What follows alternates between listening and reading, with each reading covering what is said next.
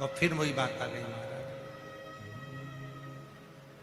मत बुरे कर्म कर मन वरना पछताएगा, भगवान की आंखों से तू बच नहीं पाएगा, तू बच नहीं पाएगा।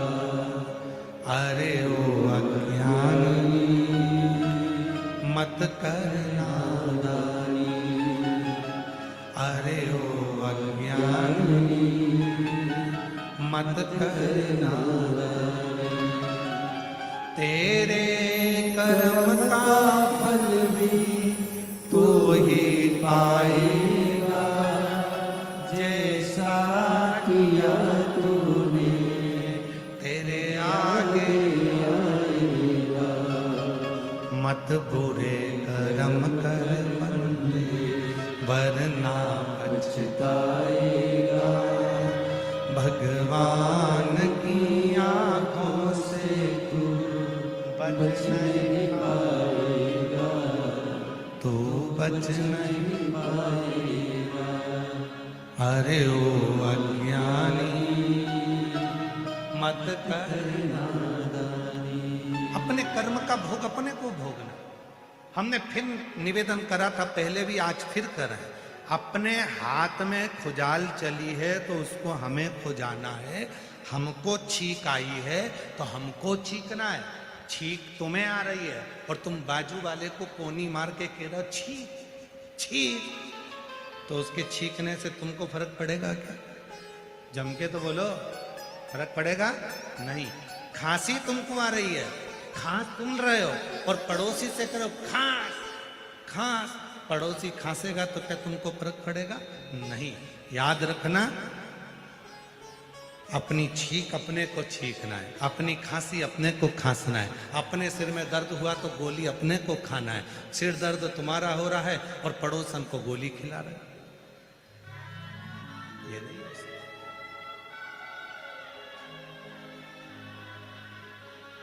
तो अपने कर्म का भोग भी जम के बोलो अपने को ही भोगना। इसलिए शिव महापुराण की कथा कहती है कि घर के हर व्यक्ति को एक लोटा जल शिव जी को चढ़ाना चाहिए, जिससे अपने कर्म का भोग भगवान शंकर को जल चढ़ाते चढ़ाते वो कर्म का लेख हमारा हट जाए।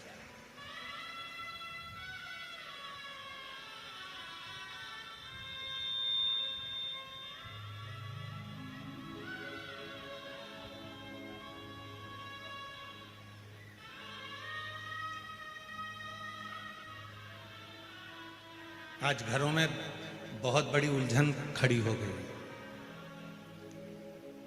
लड़का कहता है कि मैं कमा कर ला रहा हूं, लड़की कहती है मैं कमा कर ला रही हूं। पत्नी कहती है इन बच्चों को मैं पाल रही हूं, और पिता कहता है इन बच्चों को मैं पाल रही हूं। सास कहती है कि तुम्हारे बच्चों को मैं पाल रही हूं, तुम तो खूब एंजॉय कर कर शॉपिंग मॉल घूम रहे हो। ससुर कह रहा है दिन भर दुकान पर बैठकर मैं कमा रहा हूं और मेरे बच्चे मौज कर रहे हैं।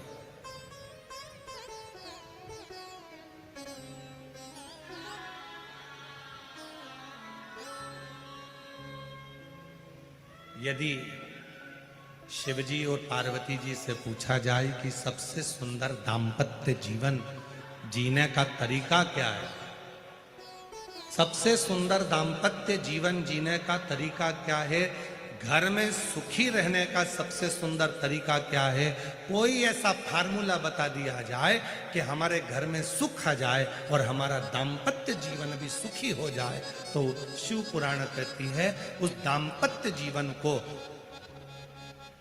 और परिवार में सुख पाना चाहते हो तो उसके लिए मैं और मेरा का त्याग कर दो। एक शब्द घर में लेकर आ जाओ, हम जो कुछ भी कर रहे हैं हम सब कर रहे हैं, कोई दूसरा नहीं। पत्नी के मैं कर रही, पति के मैं कर रहा, सास के मैं कर रही, ससुर के मैं कर रहा, बहन के मैं कर रही, भाई के मैं कर रहा, बेटी के मैं कर रहा, बेटा कहे मैं कर रहा। ये जो मैं का संबोधन है, इस मैं के संबोधन को उठाकर बाहर पटक दो और हम एक संबोधन आ जाए, हम सब इकट्ठे होकर, परिवार हमारा इतना अच्छा है गुरुजी, मेरा परिवार नहीं, हमारा परिवार इतना अच्छा है गुरुजी, हमारा सिंदूर इतना अच्छा है कि शिव महापुराण की कथा हम सब मिलकर करा रहे हैं।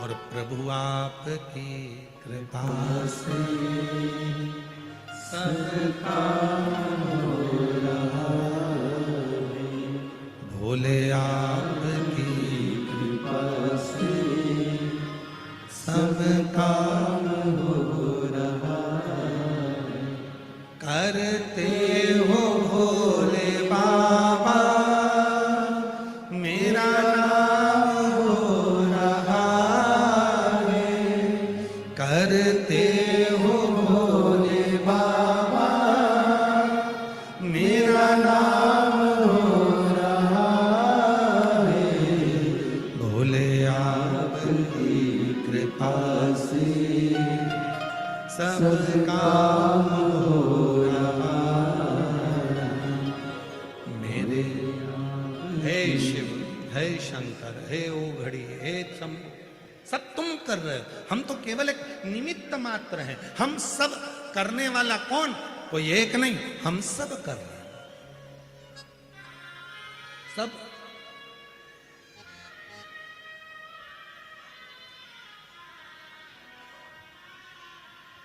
सब्जी अच्छी बनी, मैंने बनाई।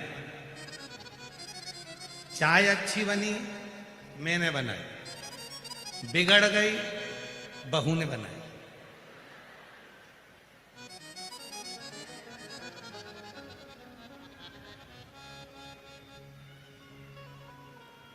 बहू कौन है? तुम्हारे घर की, तुम्हारे बेटे की पत्नी। अगर उस पर इल्जाम लगा भी दोगे तो बदनामी किसकी होगी? तुम्हारी। उनके घर की बहू चाय बनाना तक नहीं आए, चाय अगर बेकार भी बन जाए तो सास को आगे आकर कहना चाहिए, बुढ़ी हो गई ना तो दिखता नहीं है, इसलिए गड़बड़ हो गई, मैंने बनाई थी।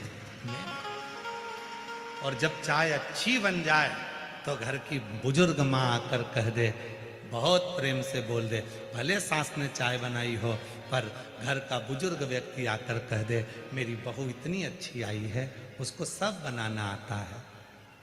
भले सास को मालूम है कि बेवकूफ बनाना आता है, फिर भी वो कह दे कि सब कुछ बनाना आता है, फिर भी कह बहुत अच्छी है, उसे सब आता है,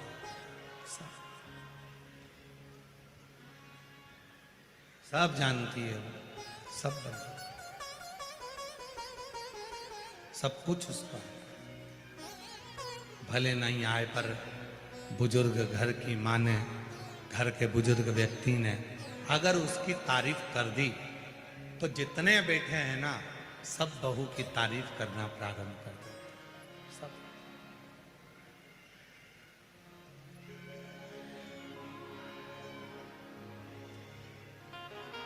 एक बात समझ में नहीं आती परंतु बड़ी विचारणीय बात है। समझ में नहीं आता है कि तुम्हारे बेटे के लिए लड़की देखने कौन गए? जम के बोलो, तुम। लड़की देखकर कौन आए? तुम। हाथ में लिफाफा देकर कौन आए? तुम। साड़ी ओढ़ाकर कौन आए? तुम। इतने जब वो लड़की देखी तो इतने इतने इतने इतने उसके इतने व्याख्यान करे। बहन मिलने आई, इतनी जोरदार लड़की मिली है, बहुत आदर करती है, बहुत सम्मान करती है, बहुत अच्छी है, पढ़ी लिखी है, आदर करती है, बहुत मर्यादा में रहती है। पर 2 साल 3 साल 4 साल बाद न जाने ऐसा कौन सा बिच्छू तुमको डक जाता है कि तुम उस बात को पलट जाते हो। ऐसी तो मैंने जिंदगी में नहीं देखी, खाए जा रही है जब से आई है।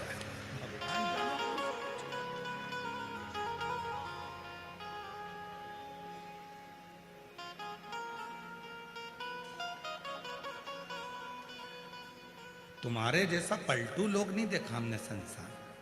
इतनी जल्दी पलट जाते हैं, पहले कहते हैं बहुत अच्छी है, हमसे भी लोग कहते हैं, कई माताएं आती हैं फोटो लेकर आती हैं, दिखाती हैं, कई गुरुजी मैंने अपने लड़के के लिए लड़की देखी। हमने कहा देखिए यहाँ इतनी जोरदार है। हम 8 लोग गए थे गुरुजी उनके गांव लातूर में, हम लोग पूरे 8 लोग गए, हम लोगों ने बैठे बातचीत करी, हमने खाना वाना खाया सब कुछ। गुरुजी इतनी बढ़िया एक शब्द नहीं बोली, इतनी अच्छी लड़की है। चाय लेकर आई, हमने बात करी, बिल्कुल एक शब्द ऊंचा नहीं बोले गुरुजी, इतनी बढ़िया लड़की है। तुम देख के बताओ कि अपने बबलू के लिए कैसी रहेगी। हमने लड़की का फोटो वोटो तो नहीं देखा, पर हमने देखते से कह दिया अभी नहीं बोली है, जब वो बोलेगी तो तू भी डोलेगी। अभी कहा है वो, उसका कारण है हमारी दृष्टि में जब हम अच्छाई देखते हैं तो सबकी अच्छाइयां दिखती हैं। जब हमारी दृष्टि में हम दूसरे के कहने पर बुराई देखना चालू कर देते हैं तो अपने बच्चों में भी हमें बुरा ही नजर आने लगता है। बुरा।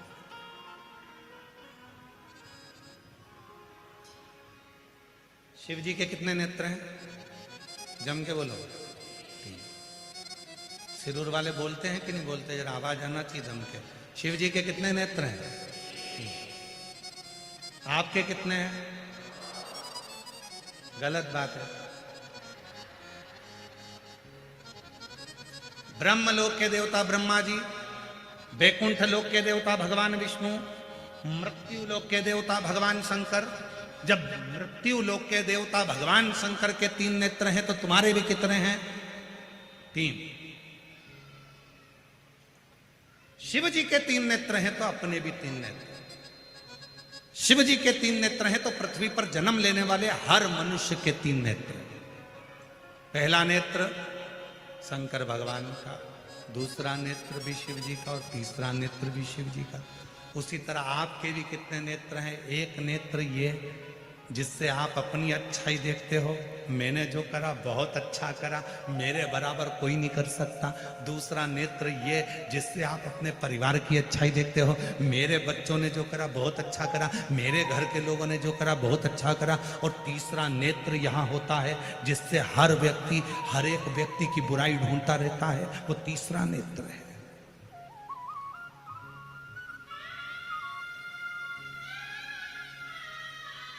तीसरा नेत्र।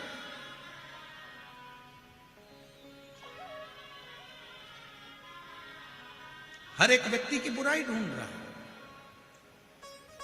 शिव जी का तीसरा नेत्र खुलता है तो कामदेव जलकर भस्म होता है। शिव जी का तीसरा नेत्र खुलता है तो चारों तरफ हाहाकार होता है। और आपका तीसरा नेत्र खुलता है तो घर में हाहाकार मच जाता है। क्यों? क्योंकि हम बुराइयां देखते हैं और बुराइयां बोलते हैं।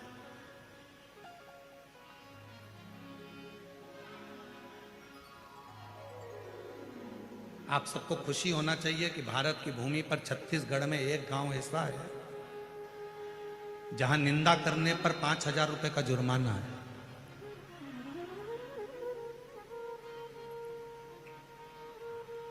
कल हम उस गांव का नाम या तो आप अपने गूगल पे सर्च करके निकाल लेना, नहीं तो हम उस गांव का नाम निकाल के लाएंगे। भारत की भूमि पर छत्तीसगढ़ प्रदेश में एक गांव ऐसा है जहां पर एक निंदा किसी ने करी थी। वो निंदा इतनी फैलती गई, चुगली फैलती गई, निंदा फैलती गई। गांव में लड़ाई हो गई, आपस में 2 परिवारों में लड़ाई हो गई, परिवार में फूट डल गई। जो परिवार एक साथ रहता था, एक जगह रोटी खाता था, एक जगह बैठते थे, एक दूसरे के कपड़े भाई पहन लेते थे, उस परिवार में जरा सी बात का बतंगड़ बन गया, निंदा चुगली का बतंगड़ बन गया। और चुगली और निंदा ने पूरे गांव को, परिवार को तोड़ दिया। तो गांव के लोगों ने निर्णय देकर, सरपंच ने पंचायत में निर्णय दे दिया कि हमारे गांव में अगर कोई चुगली निंदा करता हुआ पाया गया तो उसको 5,000 रुपए का दंड देना पड़ेगा। वहां गांव की रीति बन गई।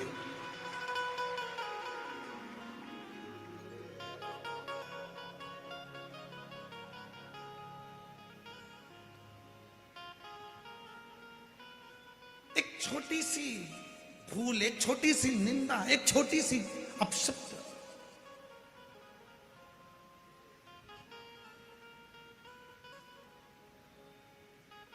एक दूसरे को तोड़ा जा रहा, एक दूसरे को बर्बाद किया जा रहा। तो तीन नेत्र हैं भगवान शिव जी के, तो हमारे और आपके भी तीन नेत्र हैं। अच्छाई देखिए, अपने में भी अच्छाई देखिए, परिवार में भी अच्छाई देखिए, और तीसरा नेत्र खुलने मत दीजिए जिससे हम दूसरे की बुराई देखें। ये तीसरा नेत्र खुलने मत दो, हम दूसरे की बुराई नहीं देखेंगे। बहुत बढ़िया, क्या जोरदार कार्यक्रम हो रहा है, बहुत सुंदर, खूब आनंद हो रहा है। इतने विशाल विशाल पंडाल लगाए गए हैं, भक्त भरे पड़े हुए हैं, कितनी दूर दूर से लोग पैदल चलकर आ रहे हैं, खूब आनंद से कथा का रस तत्व ग्रहण कर रहे हैं, बाबा से अपने मन की बात कर रहे हैं। अच्छा ही देखो, अच्छा श्रेष्ठ।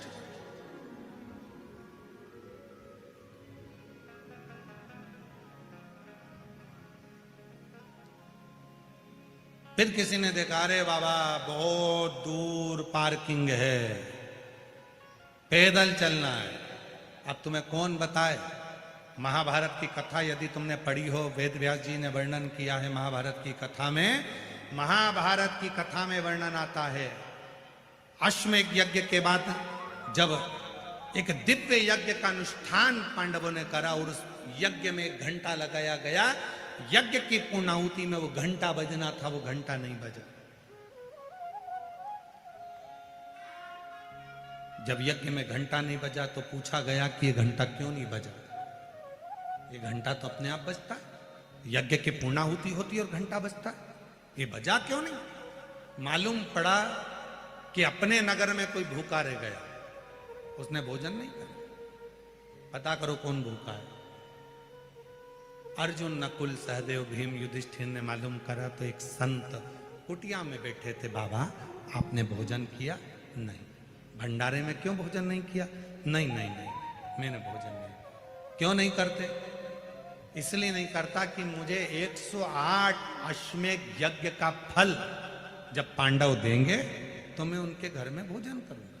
पर पांडवों ने तो एक ही यज्ञ करा है, तो 108 अश्वमेध यज्ञ का फल कैसे देंगे? उनके पास 108 अश्वमेध यज्ञ का फल नहीं है, तो मैं भी भोजन नहीं करता। नहीं बाबा, आपको भोजन करना पड़ेगा, भोजन करोगे तो ही तो घंटा बजेगा। चलो, बाबा नहीं। द्रौपदी के कानों में शब्द पहुंच गया कि एक बुजुर्ग बाबा बैठा है, एक सन्यासी बैठा है, और वो बोल रहा है 108 अश्वमेध यज्ञ का फल दोगे तो मैं तुम्हारे यहां भंडारे में भोजन करूंगा। द्रौपदी कहती है चलो, मैं लाती हूं बाबा को पकड़ कर।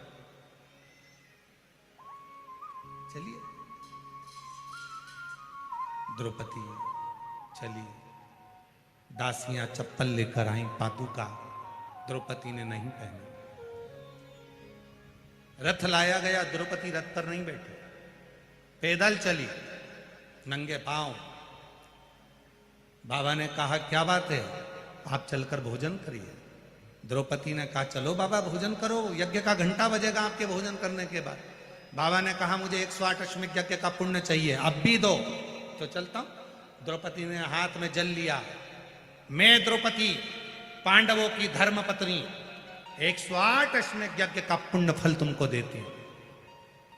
बाबा ने कहा कि द्रौपदी, तेरे पति ने एक यज्ञ करा, तूने 108 कब कर लिया? द्रौपदी कहती है बाबा, हमारे वेद और शास्त्र कहते हैं जितने कदम चलकर हम शिव पुराण तक पहुंचते हैं, जितने कदम चलकर हम संत के दरवाजे तक पहुंचते हैं, जितने कदम चलकर हम शिवालय तक पहुंचते हैं, उतने अश्वमेध यज्ञ अपनी जिंदगी के कर लेते हैं। उतने अश्वमेध यज्ञ आपके दरवाजे तक आने में मैं 5000 कदम चलकर आई हूं, मैंने 5000 अश्वमेध यज्ञ करे हैं, इसलिए मैं तुम्हें 108 अश्वमेध यज्ञ का पुण्य फल देती हूं। संत ने लिया, उठे, चले, भोजन किया, घंटा बजा। अब कोई अच्छाई देखना हो तो लोग अच्छा देखें, अरे इतनी दूर पार्किंग कर दी, कोई बात नहीं, बाबा तुम्हारे चलने से यज्ञ करवाना चाहता है, उस यज्ञ का पुण्य तुम्हें देना चाहता है। कोई कष्ट होगा, कोई दुख होगा, कोई तकलीफ होगी। चले, एक पत्र है, अच्छा देखिए।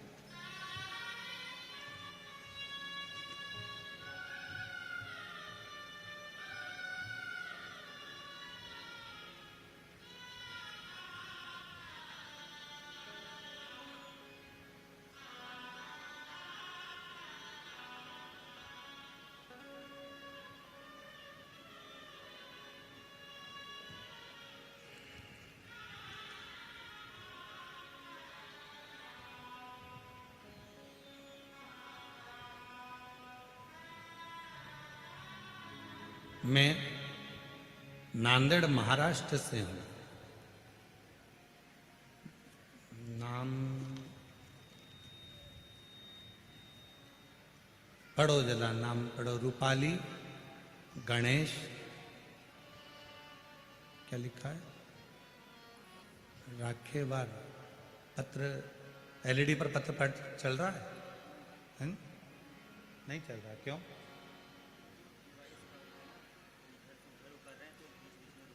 अच्छा, तो उनका एलईडी वाला कोई है तो उसको बोलना, पत्र कैच करेगा, ठीक है। आस्था चैनल पर पत्र चल रहा है, उसको देखिएगा।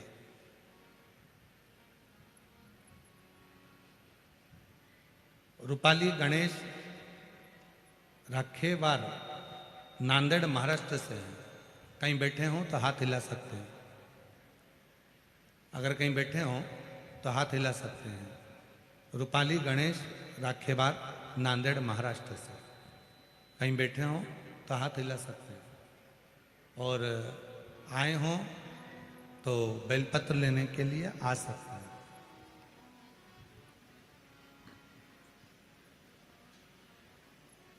कहीं बैठे हों तो हाथ हिला सकते हैं। चरणों को प्रणाम करता हूं। मैं नांदेड़ महाराष्ट्र से हूं। मेरी बेटी रूपाली राखेवार, उसको सन 2023 में कैंसर हुआ था।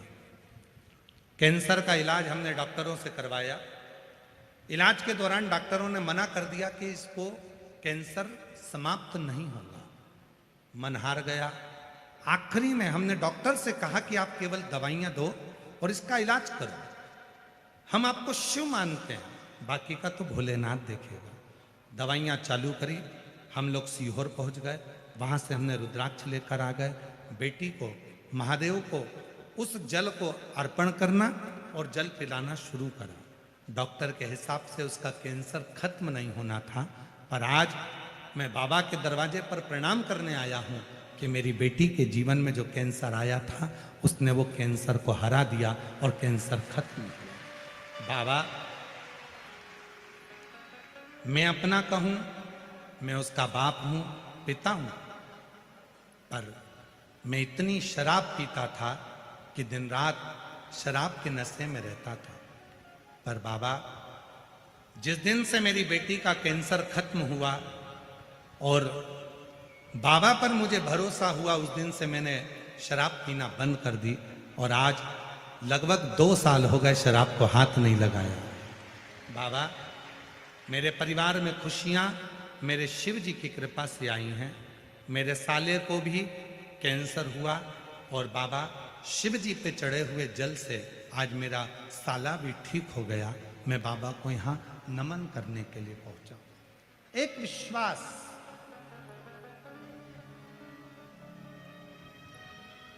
एक भरोसा, एक दृढ़ता। यदि तुम्हारे भीतर है तो वो शिव को मिलने में देरी नहीं, शंकर को मिलने में देरी नहीं हो सकती।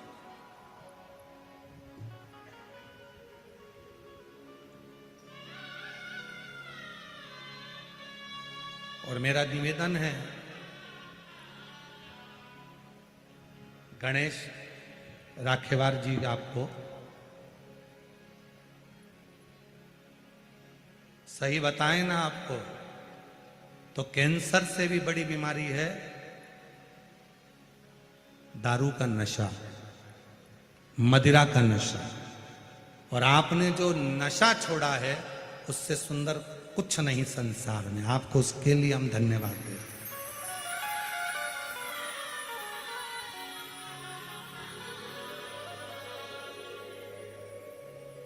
घर में एक पिता यदि नशा करता है, एक पिता यदि दारू का नशा करता है, मदिरा का नशा करता है, और छोटे छोटे बच्चे जो स्कूल जाते हैं उन बच्चों पर कितना असर पड़ता है। लोग उसको बेवड़े का बच्चा कहते हैं, तेरा बाप बेवड़ा है, तेरा पिता दारू पीता है, नाली में गटर में पड़ा होता है।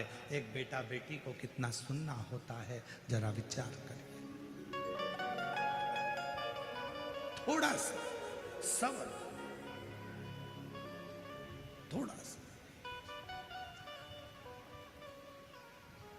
एक विश्वास दृढ़ करिए, और जब भरोसा दृढ़ होगा तो शिव को मिलने में देरी नहीं लगेगी। शिव मिलेंगे।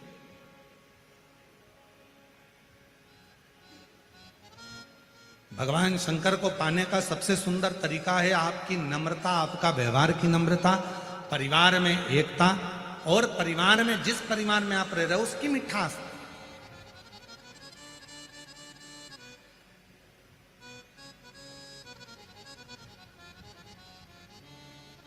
जाओ शिवालय में, एक लोटा जल चढ़ाओ, पर साथ में उस पर भरोसा पूर्ण। सुंदर प्रसंग चल रहा है शिव जी का, उस प्रसंग में वर्णन आता है, बाबा के प्रसंग में वर्णन आता है। मासिला मनीश्वर महादेव मंदिर तमिलनाडु का वर्णन कर रहा है। एक संत, एक साधु, एक सन्यासी, तपस्वी, साधक, उपासक, वो बाल मुनि केवल 12 बच्चों को पढ़ाते, और बच्चों से एक ही बात कहते कि तुम मेरे पास विद्याध्ययन करो, पढ़ो लिखो, मना नहीं है, मैं तुम्हें सारे वेदों पुराणों का शास्त्र का अध्ययन कराऊंगा, पर निवेदन है कि तुम किसी शिव भक्त की निंदा मत करना, तुम किसी शिव भक्त को अपशब्द मत कहना, तुम किसी शिव भक्त को आड़ा टेढ़ा मत कहना, तुम किसी शिव भक्त के ऊपर आक्षेप मत करना। वो तुम्हें भोगना पड़ेगा, तुम्हें भुगतना, कोई दूसरा नहीं भोगेगा, भोगना तुम्हें।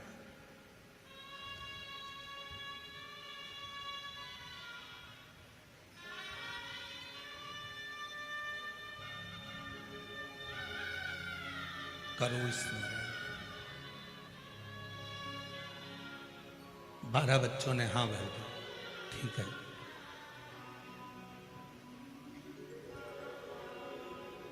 हम किसी शिव भक्तों की निंदा नहीं करेंगे, हम भगवान शंकर की आराधना साधना करने वाले की निंदा नहीं करेंगे, कभी निंदा नहीं। और आज एक बात और कहना चाहते हैं शिरूर की इस पवित्र धरा पर, शिव जी को जल चढ़ाने के लिए मंदिर में जाएं, मंदिर में कितना कीचड़ पड़ा है, कितना फूल पड़ा है, कितना पानी पड़ा है, बन सके तो वहां सफाई करें, सेवा करें, और वो भी नहीं कर सकते तो किसी मंदिर में कितना फूल कितना पानी पड़ा है उसकी निंदा भी ना करें, उसकी निंदा भी ना करें।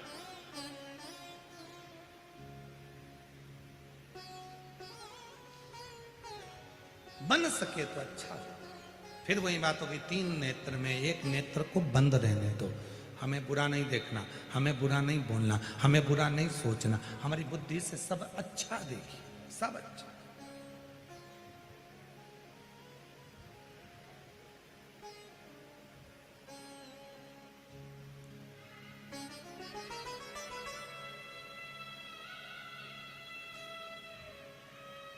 श्री प्रकाश भाई जी, रसिकलाल जी, धाड़ीवाल परिवार,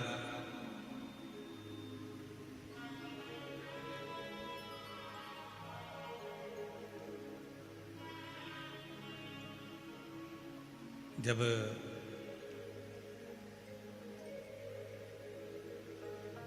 श्री प्रकाश जी से बात हुई और फिर गाड़ी में श्री आदित्य जी से बात हुई, तो हमारा सबसे पहला प्रसंग एक रहता है कि इतने शिव भक्त आएंगे, उनके लिए पाने के लिए भोजन पानी की व्यवस्था क्या है।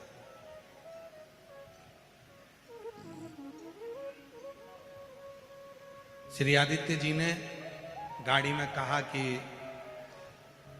गुरुदेव प्रकाश जी ने भी बड़ी सुंदर बात हमें, हम जब आ रहे थे तो उनकी जो फैक्ट्री है वहाँ रुके, और फैक्ट्री पर रुक कर जब हम यहाँ आए तो उन्होंने बताया कि गुरुदेव, जहाँ पर भोजनशाला चल रही है, भोजन की जहाँ व्यवस्था करी गई, पूरी भोजनशाला में किसी को कंकर मिट्टी में बैठकर भोजन ना करना पड़े, उसके लिए पूरी भोजनशाला को कंक्रीट कर कर उस पर भोजनशाला बनाकर उस पर भोजन।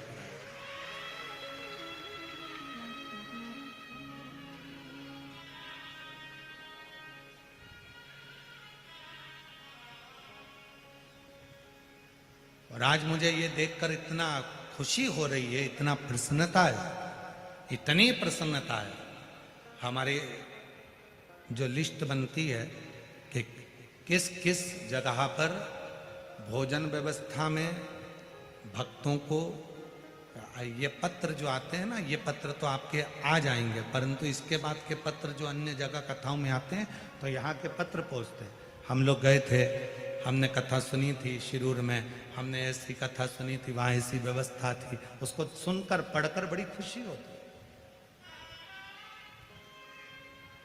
सारे भक्तों को।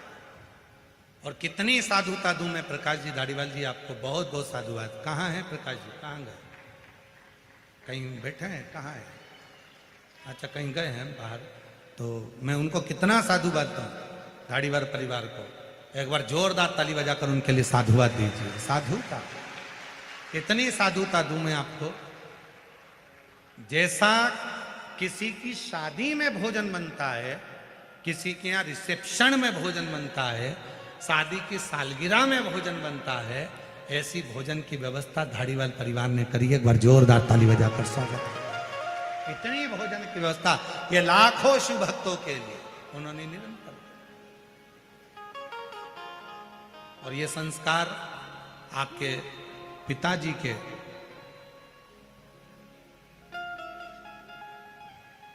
श्रीमान रसिकलाल जी, मानिकचंद जी धारीवाल जी के, ये संस्कार। उनका भी एक नियम था कि जब तक वो किसी को भोजन नहीं करा देते थे तब तक वो भोजन ग्रहण नहीं करते। और वही संस्कार आज आपके अंदर देखने को मिल रहा है। तो ये एक उज्ज्वलता का भाव है, उज्ज्वलता का, ये शिव का।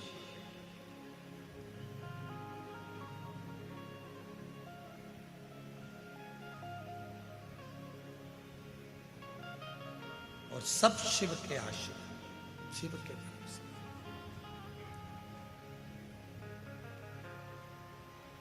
महाराज,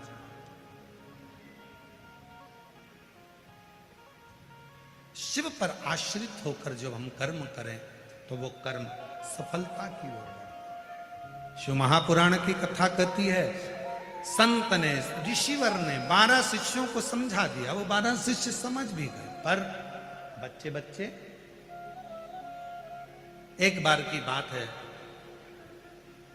संविदा लेने के लिए, लकड़ी लेने के लिए गए, और लकड़ी लेने के लिए जब चले तो बीच में एक शिव का परम भक्त बैठकर शंकर की, एकांतेश्वर महादेव की साधना कर रहा था। एकांतेश्वर,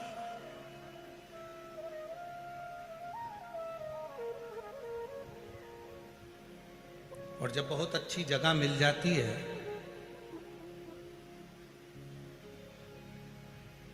बहुत अच्छी जगह जब मिल जाए, एकांतवास मिल जाए, एकांत स्थान मिल जाए, तो वहां बैठकर जब आप भगवान शिव को याद करो किसी वृक्ष के नीचे बैठकर, तो वो एकांतेश्वर महादेव की स्मरण करो।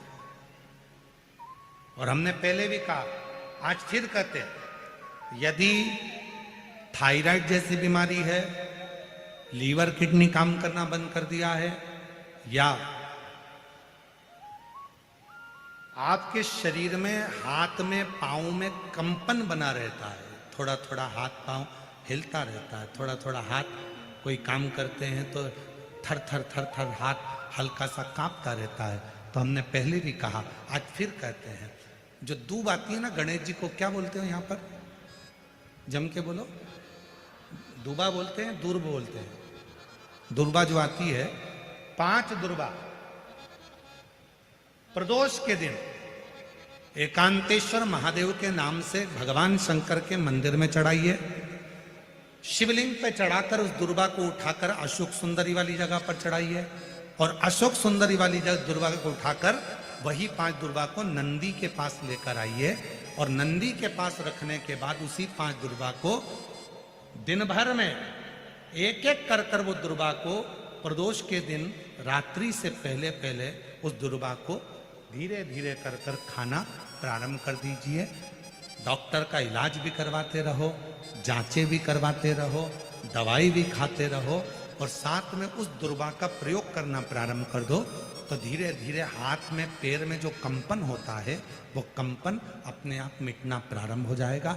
लीवर, किडनी, थायराइड जैसी बीमारियां धीरे धीरे ठीक होना प्रारंभ हो जाएगी, किडनी काम करना प्रारंभ कर जाएगी। वो दुर्वा में इतना असर है। कौन से महादेव? जम के बोलो जरा, एकांतेश्वर महादेव।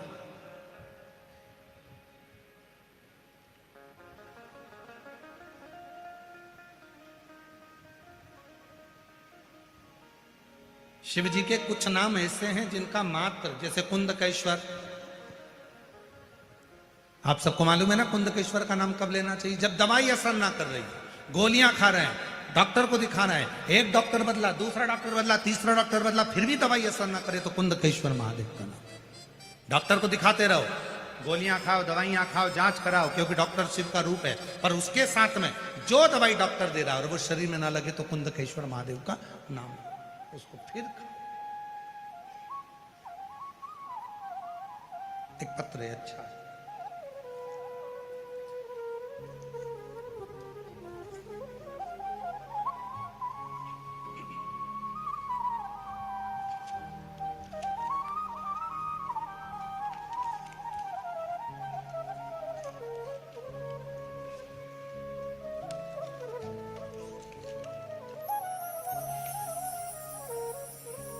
मेरा नाम रेखा अंबादास हांडे। मेरा नाम रेखा अंबादास हांडे। आसोला ग्राम, तहसील मानोरा, जिला वाशिम, विदर्भ की रहने वाली हूँ। कहीं बैठी हो तो हाथ हिला सकती हैं। आप ही हैं? आ जाइए, एक बेलपत्र ले जाइए, आ जाइए। मेरा मोबाइल नंबर यह है। 40 साल से मेरे पैरों में गठान हो गई थी, मुझे चलने और काम करने में बहुत तकलीफ होती थी। मेरे बेटे ने पुणे, मुंबई के बड़े बड़े अस्पतालों में इलाज किया। 2 साल के बाद डॉक्टर ने कहा कि आपके पैरों का ऑपरेशन भी नहीं हो सकता। यह बीमारी 1000 लोगों में से 1 या 2 लोगों को होती है, जिससे पूरे पांव के अंदर गठाने पड़ जाती हैं। उसके कारण आप उठ नहीं सकते, बैठ नहीं सकते, सो नहीं सकते, ये तकलीफें आती हैं। हजारों लोगों में से 1-2 लोगों को ये बीमारी होती है। 40 साल से मेरे पांव में बीमारी, और इलाज कराते कराते थक गए। मेरा बड़ा बेटा बोलता था कि तेरे पैर नहीं बैठने वाले, सिर्फ पैसे ही बर्बाद होने वाले हैं। फिर मुझे आपकी कथा के बारे में पता चला और मैंने शिव आराधना करना चालू किया। मैंने शिव जी को जल चढ़ाना प्रारंभ किया। मेरा पोता कहता कुछ भी मत किया कर। मैंने उसे कहा नहीं, सीहोर वाला बाबा कहता है 1 लोटा जल सारी समस्या का हल। फिर बाबा पर पूरी श्रद्धा रखकर मैंने उसे हर दिन जल चढ़ाया और उनका व्रत किया। बाबा, आप कहते हो कि पंडाल में बैठकर कथा सुनो। मैं अपने पोते को बोलकर कथा के पंडाल में पहुंच गई और वहां बैठकर कथा सुनी। वहां की मिट्टी को अपने पांव में लगाया, कुर्सी साथ लेकर जाती थी, बैठती थी, दवाई के रूप में उस मिट्टी को लगाना प्रारंभ करा। और आज बाबा को धन्यवाद देने के लिए आई हूं कि जो 40 साल का रोग था आज मिट गया। मेरे पैर में एक भी गठान नहीं बची, और बाबा की कृपा से अब मैं जमीन पर बैठ सकती हूँ, आराम से काम कर सकती हूँ, सो सकती हूँ।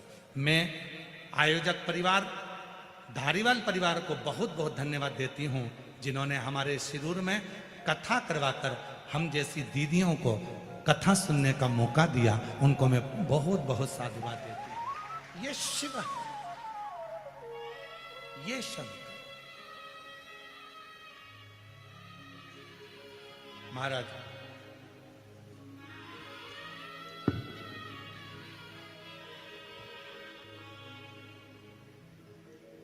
आप आए हो, इतनी संख्या में पहुंचे हो, लाखों की संख्या में शिव महापुराण की कथा के पंडाल में बैठे हो। बहुत दूर दूर से आए। शिरूर जिला पुणे की इस पवित्र धरा पर 7 दिवसीय कथा का आज दूसरा दिन चल रहा है। और हमारा निवेदन है, जितने भाव से सुन सकते हो सुनो, जितने दिल से बाबा से प्रार्थना कर सकते हो करो।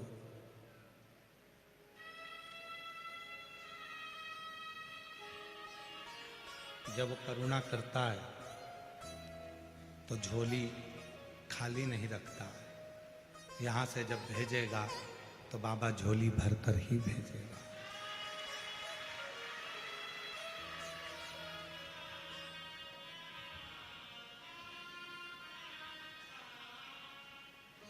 और मेरे भोले तेरा सहारा है, मेरे भोले तेरा सहारा है, मेरी नैया का तू किनारा है, मेरी नैया का तू किनारा है। मेरे बाबा तुझे पुकारा है, मेरे बाबा तुझे पुकारा है, मेरी नैया का तू किनारा है, मेरी नैया का तू किनारा है। दीदी कह रही है माझी इच्छा पूर्ण झाले भोलेनाथ।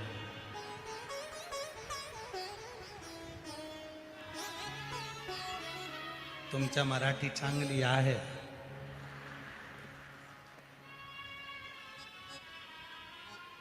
शिव कृपा है।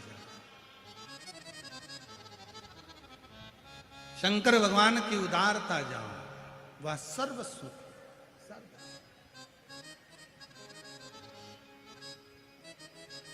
और महाराज इस मन में जब शिव बैठ जाए, भगवान बैठ जाए तो फिर कहा वो एक लाइन कहता, देहाची तिजोरी भक्ति चाच ठेवा, उघडदार देवा का, उघडदार देवा, उघडदार देवाचा, उघडदार देवा, देहाची तिजोरी भक्तीच्याच ठेवा, उघडदार देवाचा, उघडदार देवा, उघडदार देवाचा, उघडदार देवा।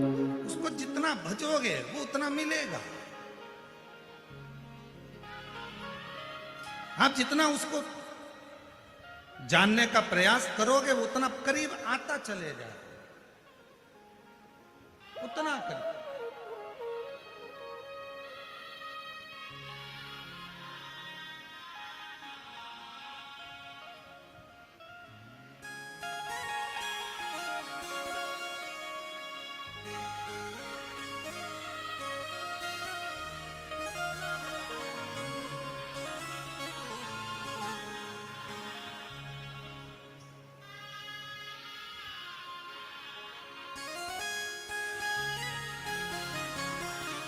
शिव कथा कर रहा, भगवान शंकर का चरित्र कर रहा, शिव महापुराण की कथा कर रहा, शिव चरित्र कर रहा।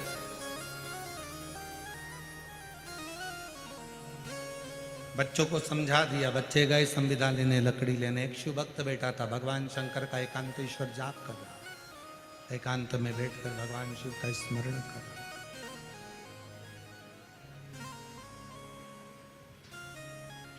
बच्चों ने देखा कि कोई बाबा बैठा हुआ है, आंख बंद कर कर पहले लकड़ी का टुकड़ा उठाकर फेंका। संत ने नेत्र नहीं खोले, वो शिव भक्त ने नेत्र नहीं खोले।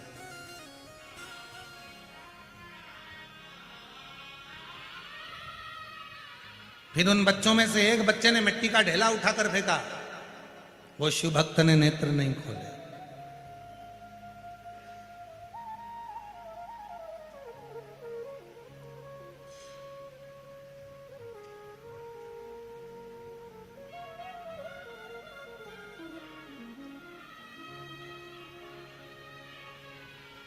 फिर ढेला फेंका, शिव भक्त ने नेत्र। जो शंकर का भक्त होता है ना, मारे जाओ, आक्षेप कराए जाओ, आड़ा टेढ़ा बोले जाओ। शिव भक्त कभी भी अपना अपना मस्ती में रहता है, उसको कोई मतलब नहीं। आग लगे बस्ती में, अरे आवाज तो करो, तुम्हारी आवाज नहीं आ रही। आग लगे बस्ती में क्या किसको रोइए, चादर तान के सोइए। अब जरा जरा सी बात में क्या झगड़ा करते रहना।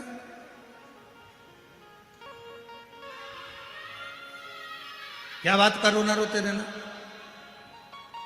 नहीं जाओ।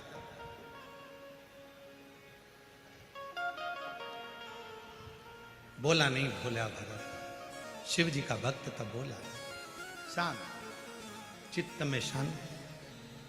कभी कभी ऐसा हो जाता है कि कोई कोई व्यक्ति जब बहुत उद्दंडी हो जाता है, मानता ही नहीं है कि भगवान है ही नहीं, भगवान है ही नहीं, भगवान है ही नहीं, लगा रहता है। तो उसको भगवान स्वयं प्रमाण भी देते हैं। एक पत्र है, एक पत्र में ऐसा ही वर्णन है।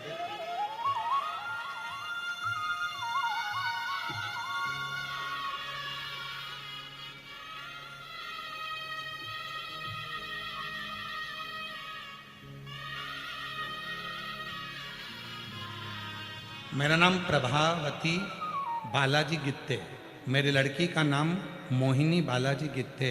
मैं गोकुल नगर पुणे में रहवासी हूँ। मेरी लड़की 2 साल से पुलिस की तैयारी कर रही थी, पर परीक्षा में पास नहीं होती थी।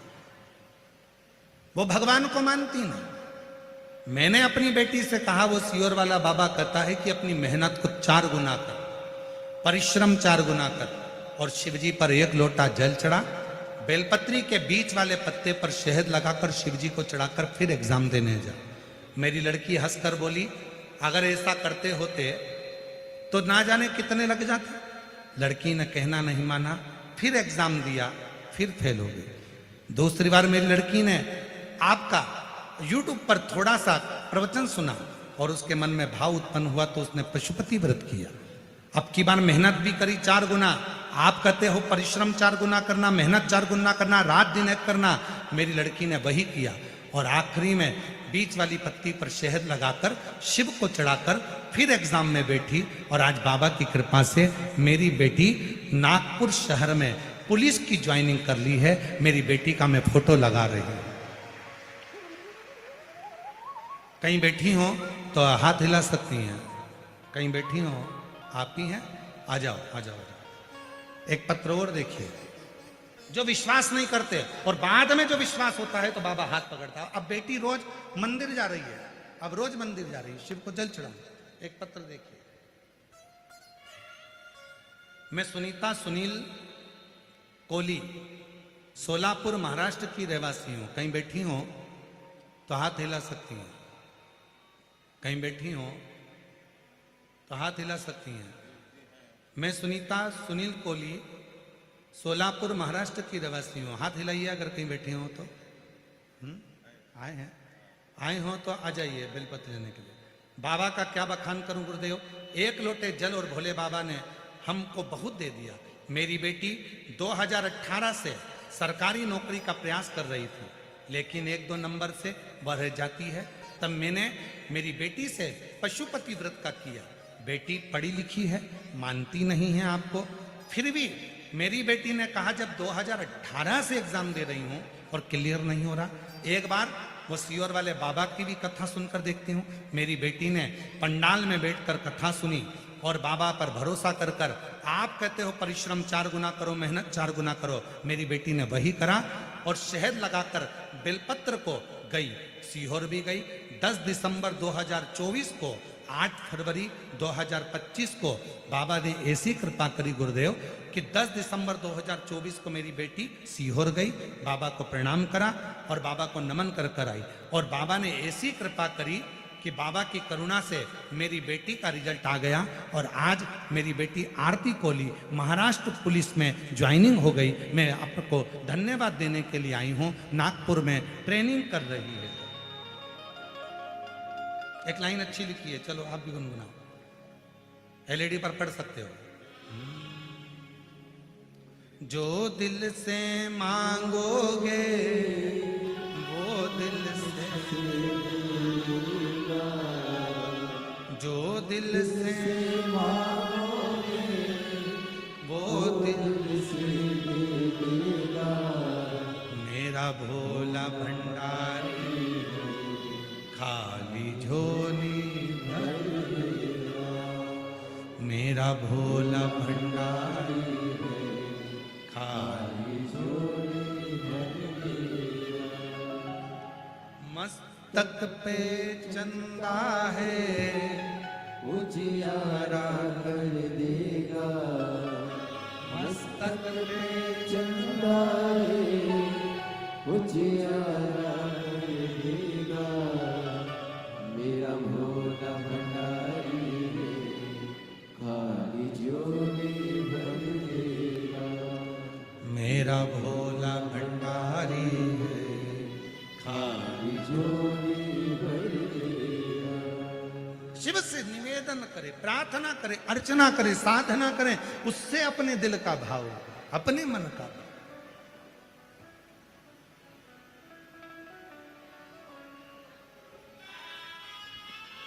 इसलिए महाराज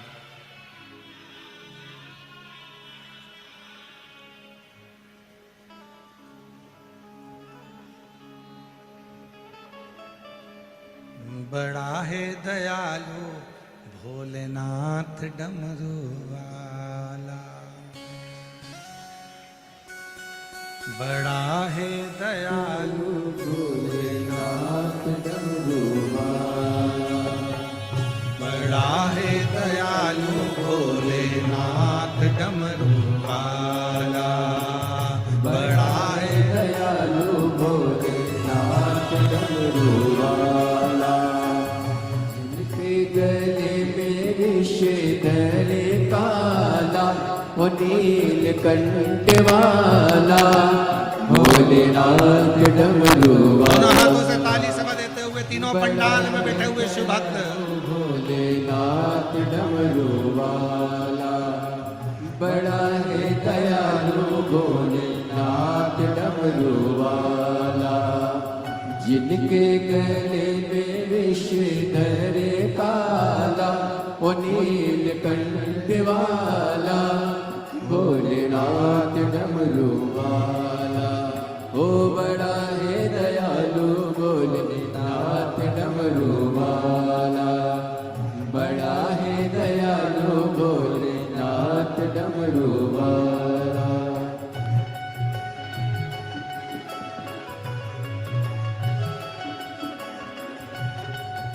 राम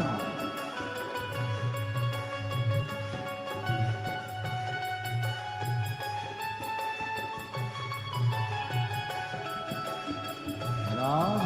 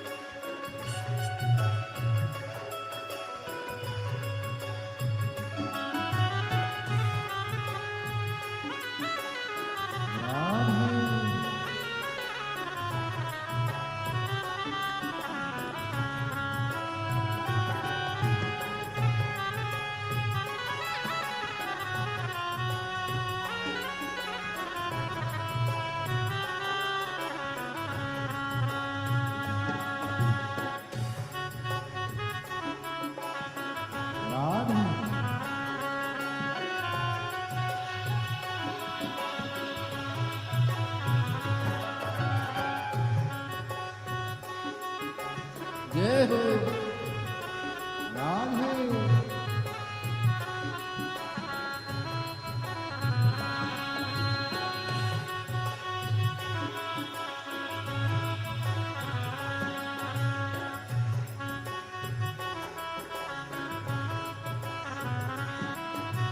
बैठे पर्वत धुनी रमावे, बैठे पर्वत धुनी रमावे, बदन पड़ी मृगशाला है, बदन पड़ी मृगशाला है।